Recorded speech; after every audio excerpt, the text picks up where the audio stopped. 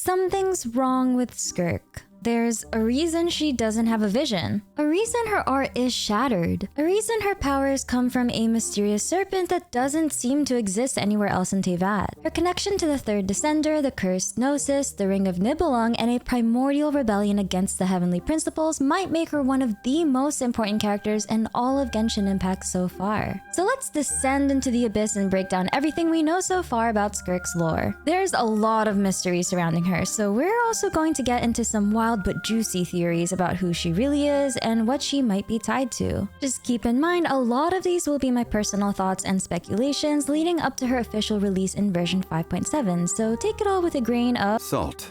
But first, a word from today's sponsor. Today's video is sponsored by Opera GX, and if you haven't installed this amazing browser, then you're missing out on some next level performance, customization, and efficiency. Opera GX is the game-changing browser built for gamers, anime lovers, and power users who want total control over their experience. Say goodbye to lag and slowdowns. The built-in RAM, CPU, and network limiters let you decide how much power your browser uses, so your games, streams, and downloads run at full speed with zero interruptions. Worried about privacy? Opera GX's free built-in VPN ensures your browsing stays secure and anonymous, no extra extensions needed. But here's where things get even cooler. GX Mods lets you customize everything from special splash screens to UI icons. Want a Genshin-themed browser with gacha sound effects and all? These endless customization options are possible with GX Mods. No pity system here, just pure aesthetic power in the palm of your hands. Love binge watching? The video pop-out feature lets you separate videos into a floating adjustable window. No more awkward alt-tabbing. Your video stays right where you need it.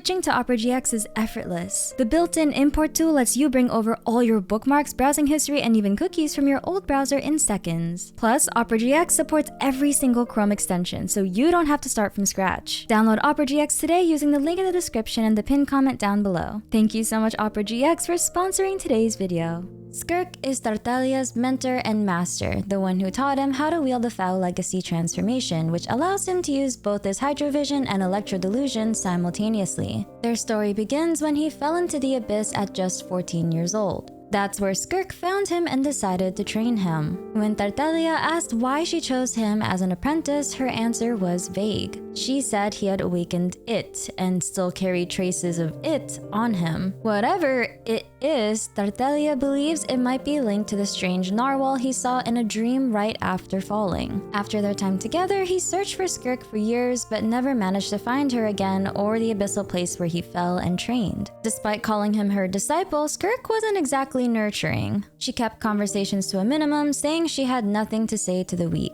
According to her, speaking to humans often leads to miscommunication because their common sense is different from hers. She prefers to only speak with those she considers equals. Digging deeper into her past, we find out that Skirk herself had a master, Sertologi, one of the 5 sinners of Conria, also known by the title the Foul. He's likely the origin of the Foul Legacy combat style that Skirk later passed on to Tartaglia. Sertologi is also the master of the all-devouring narwhal, which he treats like a pet. When asked what kind of being Sertologi is, she described him as being similar to Rhindaughter and Vedrfolnir, individuals driven by the pursuit of some kind of perfection no matter the cost.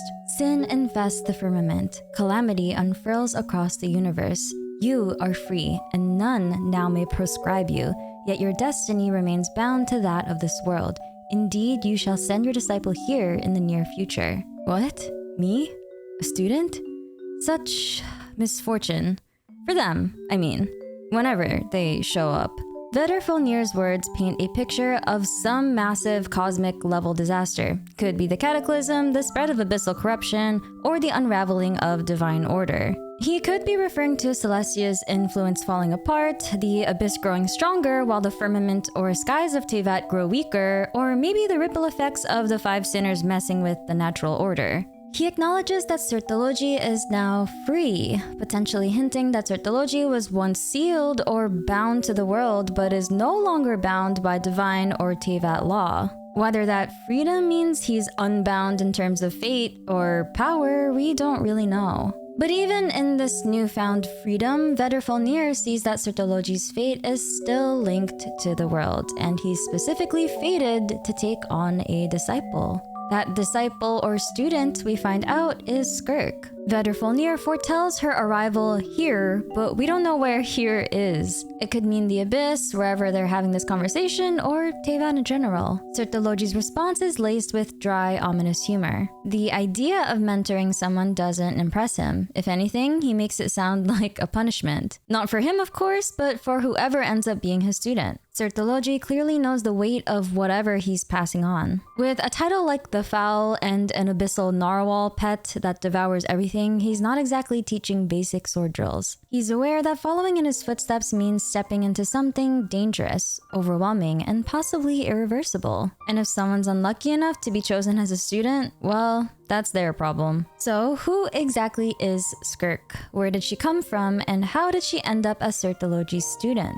There's actually a pretty strange book you can pick up from the bookstore in Fontaine called Harry. In Volume 1, Conria is portrayed as a nation obsessed with preparing for the arrival of Descenders, beings not native to Teyvat who come from beyond the stars and have the potential to transcend the power of the gods. To prepare for them, Conria created an orphanage specifically meant to house these so-called Outlanders. Over time, the orphanage also started accepting regular orphans, locals from Conria or strays from other regions. But the original purpose stayed the same, to find and nurture a descender. Now, the term Outlander can be kind of messy in Genshin. Sometimes it just means a foreigner, like someone from the Yue visiting Inazuma. Other times it means something far more extreme. Aliens. Literal beings from outside the world of Teyvat. Descenders are Outlanders, but with extra steps. They're space aliens that can defy the fate of the entire world and transcend the gods. So all Descenders are Outlanders, but not all Outlanders are Descenders, from what we know so far. Which leads into one theory. Skirk isn't from Teyvat at all. What if she's one of these Outlanders that Conria took into their orphanage, a being from another world entirely? Take a look at her character splash art. Most characters have a background that shows their vision and their faction. Skirk doesn't. She has her element, but the background is shattered. Almost like her allegiance doesn't belong to any known nation or even this planet. When you link that visual to what Harry tells us about Conria's search for otherworldly children, it starts to line up. In the days after the underground civilization collapsed upon a patch of unremembered scorched earth, the one who despised destiny plucked a young girl from the hand of fate. This implies that Sertologi rescued Skirk when she was a child during the Cataclysm. Sertologi is described as someone who despises destiny, rejecting Teyvat's natural order, including the rules set by Celestia and the heavenly principles. During the Cataclysm, he found Skirk and saved her, not because he was being kind, but maybe because he wanted to prove that fate wasn't set in stone. Instead of letting her follow some doomed path, he decided to give her a chance at a new fate. Sertologi breaks Skirk away from fate. Skirk, in turn, does the same for Tartaglia. Skirk's ideologies on life and death are interesting, to say the least. She does see life as a blessing, but she also believes that when someone dies, the bonds they had in life don't just disappear. They twist into curses. That's actually why she says she doesn't want to return to the surface anymore. In her own words, to live is in itself a blessing, but once a person dies, the bonds he once had with this world shall all turn to curses. Skirk has probably seen this idea in action. In Teyvat, strong emotions or attachments can stick around even after death, sometimes taking on a physical form. One example is the Thundering Manifestation on Serai Island. It's basically what's left of Kana Kapatsir, created from her lingering power, regret, and rage. Skirk has lived in the Abyss long enough to know that things don't just end when someone dies, and whatever's left behind isn't always peaceful. Sometimes it leaves behind something that shouldn't still be here. Now take her ideology and apply it to something much bigger. The Archon's Gnosis. One of the most surprising things Skirk tells us is that the Archon's Gnosis are actually made from the remains of the third Descender. According to her, these Gnosis hold the authority of the primordial dragons, probably referring to the seven sovereigns, the original rulers of Teyvat's elemental forces, but also carry something she describes as a god's curse, which fits right into her view of bonds turning into curses. She's implying that the Gnosis don't just contain elemental authority. They carry the emotional residue, the lingering will, and the burden of whatever divine being was used to make them. If the third descender was some kind of godlike entity that defied fate or existed outside Celestia's control, then using their remains to forge the Gnosis is incredibly messed up. By Skirk's philosophy, the rage, residual power, and sadness, whatever negative feelings they died with, the bonds of the third descender, are now bound to the Gnosis. And when you think about it that way, being an Archon starts to sound way less like a blessing and a lot more like a trap. A Gnosis gives you power, but it also ties you to something ancient and cursed. It's not just a symbol of authority. It, or the divine throne, is a shackle. The Gnosis is essentially a fragment of someone else's godhood mixed with all their unresolved bonds and sorrows. So when Skirk tells Neuvillette to get rid of it, it's because she knows what it really is. And with her belief that bonds can become curses, the Gnosis, made from a powerful fallen god's remains, might be one of the worst curses of all. And that brings us to something really interesting about Skirk herself. Not just what she says, but what she wears. Skirk is actually wearing an artifact. Like a literal in-game artifact that you can farm. The Deep Gallery's Distant Pact. The feather from the finale of the Deep Galleries set. According to the lore of the Deep Galleries, Skirk was given a mission by her master, Sertology, to find someone known as the Voyager. The Voyager was a cosmic scribe whose mind drifted through the stars for tens of thousands of years while her immortal body slept inside a strange celestial structure. Her job was to observe civilizations doomed to fall, but never interfere. That all changed when she encountered Nibelung, a powerful dragon king whose will and ambition stood out more than anything she had ever seen. The Voyager was deeply intrigued. She warned Nibelung that Teyvat was destined to collapse and offered to take him away beyond the reach of fate, but Nibelung refused. He believed in his people and asked the Voyager to return later and witness their path. When she eventually came back to Teyvat, Nibelung had already fallen, defeated by the heavenly principles. Teyvat was now under celestial control. Searching for answers, the Voyager cast her consciousness into the body of a nameless boy in the Golden City, a youth described as having star-shaped pupils, likely tying him to Conria or its ancestors. Inhabiting the body of this boy, the Voyager questioned the nature of sin, challenged the priest, and was eventually sent to plead his case to the first angel beneath the Irminsul tree. There, he revealed his true origin as a Voyager from the stars. The first angel, along with her fellow angels, wore elemental crowns that also acted as shackles, binding them to their duty of serving the heavenly principles and guiding the nations of Teyvat. The crowns from the prayer's artifact sets might be those shackles being referenced, since the lore in each crown seems to refer to very ancient civilizations. The first angel, moved by the Voyager's words and love, broke free of her crown, fell in love, and shared the secrets of creation. Together, they created the Snowland Fae, a race we'll encounter in Nodcry,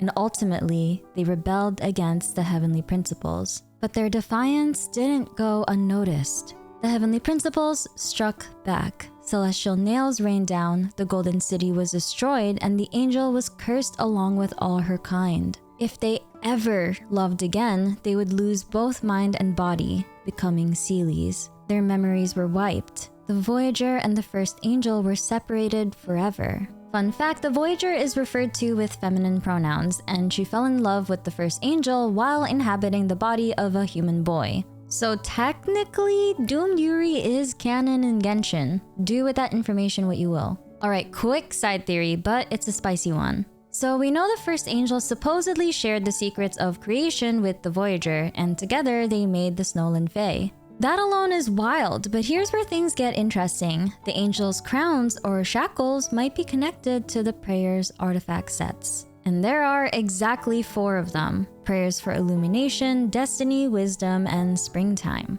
4 crowns, 4 shining shades. Coincidence? Maybe, or maybe not. If that's true, then the first angel could be Nibirius, the shining shade of life. And here's where it gets really messy. Nibirius is now believed to be fused with Rhine-daughter, aka Gold, Albedo's master and mother. Not confirming that the first angel that fell in love with the Voyager is 100% Nibirius, of course, but the pieces seem to fit. Based on everything we know about Skirk, her belief that bonds become curses, and her disdain for the heavenly principles, it's likely that Sertology believed the Voyager knew the real truth of Teyvat, having witnessed all that she did. which is why he sent Skirk after her. Sertology, as one of the 5 sinners, is someone who actively fights against fate and divine control. He may see the Voyager as the last living witness to see what Teyvat was supposed to be like. In other words, Skirk's mission isn't just a search, but it's part of a bigger plan to undo the chains of fate itself. And if Skirk really is part of a plan to challenge the heavenly principles, then her powers are just as important as her mission. Unlike most characters in Teyvat, Skirk doesn't have a vision. Her cryo abilities don't come from the Archons at all. Instead, they're tied to something called the 7 Shifting Serpent. In Genshin lore, serpent imagery often shows up in connection with Conria, the Abyss, and forbidden knowledge. Even Dainsleif's constellation, Ouroboros, the snake that devours its own tail, fits right into this pattern. That same name, Ouroboros, was only mentioned once in Enkanomiya as an imaginary snake god worshipped before Orobashi. In ancient Egyptian mythology, the Ouroboros is an ancient symbol depicted as a serpent or dragon biting its own tail, representing the cyclical nature of the universe, life, death, and rebirth. And now we have Skirk, a visionless cryo user with ties to a serpent power source, and Dainsleif, whose very fate is represented by one of the most mysterious serpents. Let's talk about the 7 Shifting Serpent, the supposed power source behind Skirk's cryo abilities. 7 Shifting Serpent might be a reference to Shesha, the cosmic serpent associated with the Hindu god Shiva. In Hinduism, Shesha, also known as Ananta, is a massive multi-headed serpent who represents divine order. He serves as the divine throne for Vishnu, floating in the cosmic ocean, and is often connected to Shiva, the supreme god of destruction, who also has connections with the cycle of death and rebirth.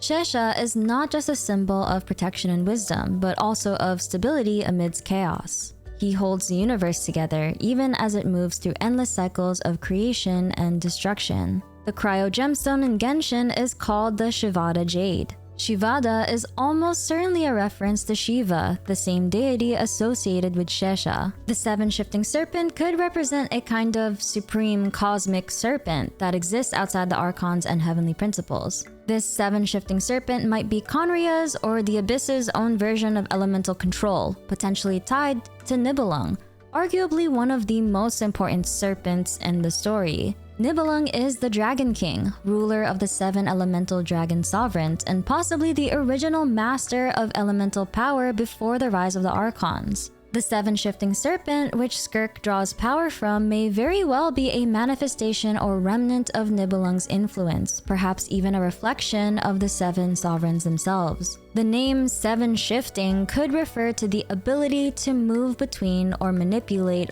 all 7 elements, something only a being tied to the primordial elemental order, like Nibelung, could do. Now let's tie it back to Shesha, the serpent from Hinduism associated with Shiva. Shesha carries the weight of the universe. Similarly, Nibelung and the 7 sovereigns could be seen as the foundation of Teyvat's elemental structure before it was overtaken by the primordial one and the shining shades. Just as Shesha supports the universe, Nibelung may have held the natural balance of elemental power before being defeated or replaced by the heavenly principles' rule. The 7 Shifting Serpent at this point might also not be a literal creature, but a cosmic system of elemental authority.